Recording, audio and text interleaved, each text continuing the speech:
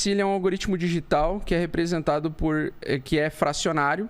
Isso assim, um algoritmo digital já para mim já confunde. Ele é um código de 256 bits. De 256 bits que é emitido...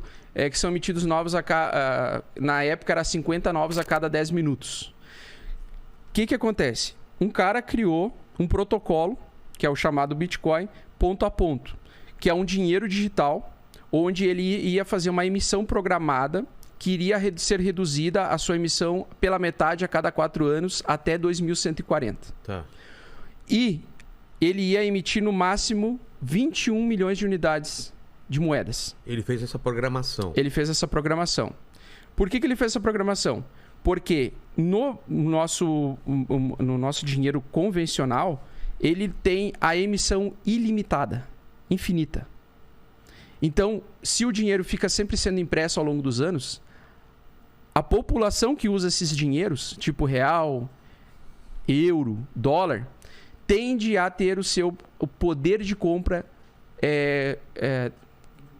inflacionado. Tipo assim, o poder de compra cai depois de um determinado período de tempo. Por exemplo, se tu comparar alguém que ganha hoje R$1.000, ele ganha bem menos do que quem ganhava R$1.000 lá em 2010. Entendi. E bem menos do que quem ganhava em 2000. Tá. Por quê?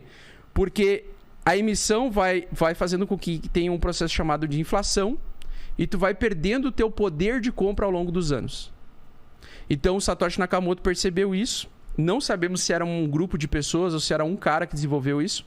Ele, ao invés de pegar essas regras e dizer, não, a gente vai fazer um dinheiro digital que vai competir com o Estado, só que vai ter emissão infinita, ele falou, não, a gente vai emitir finitamente, vai ter uma característica de propriedade de escassez, todo mundo vai saber que ele vai ser escasso, e todo mundo sabe que o seu último dado digital vai ser emitido até 2140. Mas esse cara que inventou isso, na teoria ele é rico. Porque ele podia pegar isso quanto quiser para ele. Sim, hoje. Porque para o Bitcoin funcionar, ele também tem que funcionar baseado na fé das pessoas de acreditar que aquele algoritmo pode servir como dinheiro. E aí que eu chego eu falei do exemplo da Jujuba. A diferença entre a pessoa acreditar que papel moeda é dinheiro e Bitcoin é dinheiro é basicamente a crença dela. Tu entendeu? Claro, eu vou pegar isso aí. Quem vai aceitar isso se eu quiser? Se começarem a aceitar, esse Bitcoin vai ser muito valioso. Por quê? Porque ele tem uma emissão programada finita. Ele não é infinito a emissão. Mesmo que alguém quiser um dia, não dá para fazer mais. Não, impossível. 2140? 2140 é que ele é programado para tantos blocos de mineração serem... ele reduz a mineração e eles calcularam mais ou menos matematicamente que a gente vai chegar em 2140. Mas basicamente o que o cara quis fazer? Ele quis fazer um dinheiro... Porque a gente já usava dinheiro digital, certo? A gente já usa dinheiro digital. Já. Que é o Pix. O dinheiro que tu manda da tua conta bancária para outra é um Pix, é aquele digital. Tu só tá vendo o número na tela. Ponto. Sai daqui e vai para outra. Isso, é um número na tela. Não, mas... Só que ele é infinito, esse dinheiro, certo? Mas, por exemplo, eu faço um trabalho e recebo um dinheiro. Isso. O Bitcoin, ele não é em troca de alguma coisa. Como que os primeiros... Não, tu pode trocar ele por serviço. Como que alguém comprou os primeiros Bitcoins? Então, aí o que acontece? A galera entendeu a importância do Bitcoin, os primeiros cyberpunks lá, né? Lá em 2009, 2010. Eles entenderam que aquilo ali podia ser um dinheiro que poderia ser absorvido pela humanidade ao longo do tempo. E os caras, como o Bitcoin ele não é um sistema bancário, ele deu a oportunidade de qualquer pessoa baixar no seu computador, no seu laptop, qualquer computador, um protocolo chamado Bitcoin Core. E esse cara que baixasse o protocolo Bitcoin Core e fornecesse o computador dele ligado 24 horas, oferecendo processamento matemático para a rede, ele se tornaria um validador da rede, um minerador. Então, eles começaram a perceber que, para esse dinheiro funcionar, ele deu esse programa aberto para qualquer pessoa, naquela época, baixar o Bitcoin Core na sua máquina e esse programa vai usar o poder de processamento computacional daquela máquina para fazer o papel de banqueiro, como se fosse um microbanqueiro. Então ele permitiu que as pessoas do seu computador de casa criassem a rede de transações de Bitcoin. Em recompensa, o que aconteceria com esses caras? Descentralizou totalmente o... Isso. Ele tirou o poder do banco, que o papel do banco de fazer a emissão das moedas, e deu poder para qualquer pessoa fazer isso, que tivesse um computador ligado na internet. Deixa o teu computador ligado, como recompensa, tu vai ter a chance de ganhar 50 bitcoins a cada 10 minutos. Lá no início. Eu tô falando lá do início, tá? Vamos com calma. É porque é complexo mesmo, tá? Então, o cara que fornecia o computador com o programa do Bitcoin Core, ele deixava a sua máquina disponível 24 horas ligada para que outras pessoas que quisessem transacionar Bitcoin do ponto A ao ponto B, dos Estados Unidos para o Brasil, do Brasil para os Estados Unidos, passasse pela máquina dele e se ele tivesse a chance de validar a transação, ele iria ganhar 50 Bitcoins como recompensa. Entendi. Então, por 4 anos foi isso. De 2009 a 2012... todo mundo que mexia com Bitcoin, praticamente o Bitcoin ele era só um número digital na tela, rodando do ponto A ao ponto B, e quem estava validando essas transações e fornecendo poder computacional com o seu computador, o seu laptop de casa, ganhava como recompensa os 50 Bitcoins. Tu entendeu isso? Entendi. Então, só que o Bitcoin não valia nada naquele momento, certo? Tudo mudou em 2010...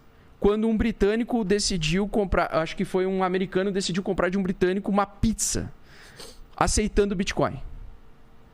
Então, o cara pagou 10 mil Bitcoins. Nossa. E o cara da pizza aceitou os 10 mil Bitcoins e mandou uma pizza. Naquele momento, foi a primeira atividade que alguém considerou o Bitcoin, levou fé que o Bitcoin poderia ser usado para comprar uma pizza. Ou seja, foi o primeiro momento na história que alguém usou aqueles dados digitais, que era o Bitcoin que ainda não valia absolutamente nada de valor, de mercado. Para dar uma coisa... para receber um serviço. Tu entendeu? Hoje em dia vale quanto, mais ou menos, 10 mil Bitcoins? Isso. Não, mas a gente vai ainda nessa. Só para ter uma ideia. Hoje um Bitcoin custa 240 mil reais, eu acho. O quê? 2,4 bilhões uma pizza. O cara que vendeu a pizza por 10 mil Bitcoins... Isso. Se ele guardou esse dinheiro, esse Bitcoin... Se tivesse guardado, ele teria 2 bilhões hoje. 2 bilhões de... Então, por que aconteceu isso? Desde aquele momento do cara aceitar a pizza, foi o primeiro momento de fé que a gente teve de utilizar o Bitcoin como dinheiro. Porque alguém aceitou comprar pizza. Pô, agora tu pode usar Bitcoin para comprar pizza. Só que, seguido desse exemplo, outros começaram assim, cara... eu te levo de carona e eu aceito Bitcoins em troca. Eu aceito 500 Bitcoins para te levar do ponto A ao ponto B. Daqui a pouco começou aquela comunidade pequena a crescer, as pessoas começaram a entender. E aí as pessoas pensaram assim, porra, eu tô usando um dinheiro digital sem passar pelo banco e sem passar pelo governo. Que interessante isso, né, cara? Alguém aceitar... imaginar, né? Tipo, isso. Esse Bitcoin eu não posso ir num banco e pegar dinheiro. Assim como, lá em 1400 e pouco, deve ter sido muito difícil alguém aceitar o primeiro papel moeda para acreditar que eu dei ouro. Você tá dando um papel? Que diz que eu tenho a propriedade de tantas onças de ouro. Então, isso demora para acontecer, mas quando acontece, é uma transformação. Então, o que acontece? Por que o Bitcoin começou a se tornar escasso? Porque cada vez mais as pessoas começaram a entender que esse dinheiro ele não tem controle do Estado. Então, por exemplo, a Rússia ali está sofrendo sanções dos outros países, né, por causa dessa atitude dele invadir a Ucrânia, porque ele não quer que a Ucrânia entre na OTAN e não faça parte da OTAN, né, porque ele se sente ameaçado, territorialmente falando. Então, os governos americanos que sabem que a Rússia tem vários bilionários, negócios em dólares e em outras moedas, faz sanções para tentar travar o dinheiro. Com Bitcoin, se a Rússia tivesse comprado Bitcoin, ia ser impossível um governo travar o dinheiro dele. Tirou ela da SWIFT, né? Exatamente, do SWIFT. O que é? O SWIFT é o sistema de transferência monetária interbancária mundial.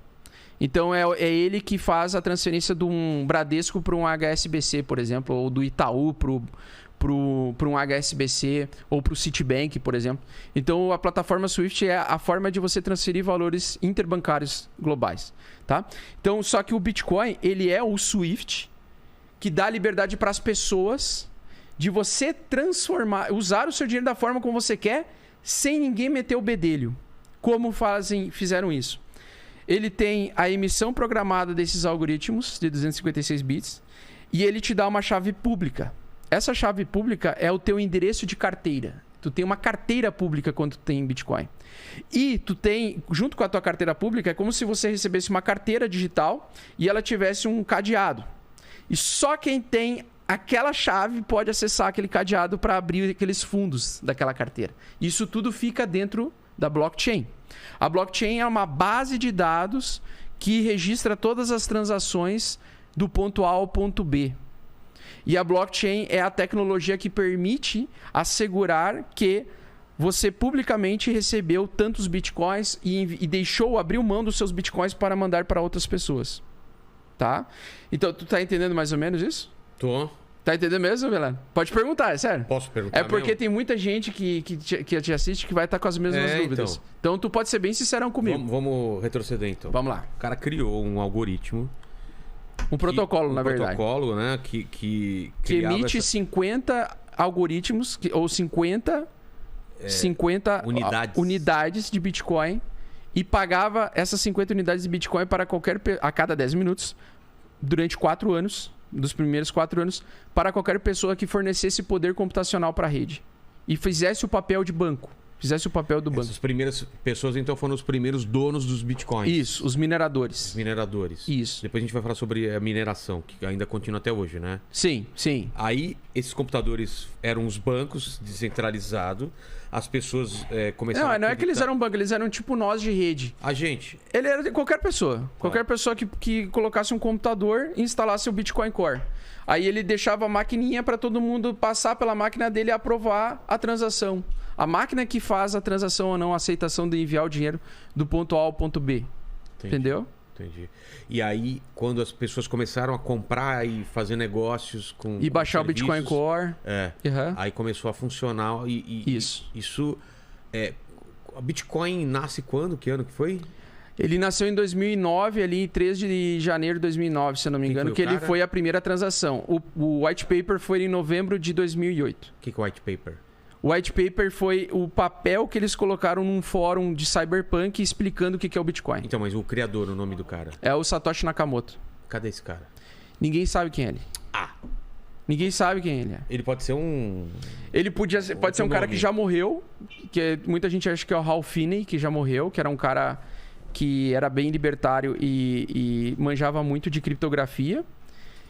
Ou pode ser um grupo de pessoas que, junto com o Hal Finney, aceitou. Porque o Hal Finney foi o primeiro cara que recebeu bitcoins na história.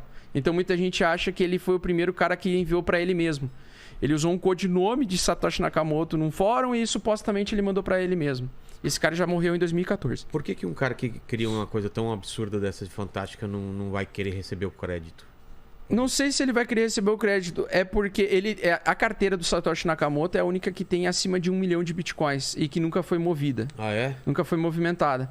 Então a gente não sabe quem é. Não sabe se foi o Hal Finney mesmo. Mas a ideia dele era salvar a humanidade utilizando um novo sistema monetário e não depender mais de crashes econômicos como aconteceu em 2008. Tanto que o que motivou muito a construção do Bitcoin foi justamente porque a economia que a gente conhece, ela tem um crash em média, a cada 10 anos. Isso, por algum motivo. Isso é... Seja imobiliário, porque... Tem uma explicação para isso? Eu acredito que é por causa do sistema de emissão de moedas infinitas dele, o que gera um padrão muito injusto, assim. Tu tem poucas pessoas que têm muito poder e detêm muito poder monetário e outras pessoas produzem muito e têm pouco poder monetário. Entendeu? Eu acredito que seja por isso. Então, causa essas distorções econômicas ao longo do tempo e acontece uma média, um crash a cada 10 anos.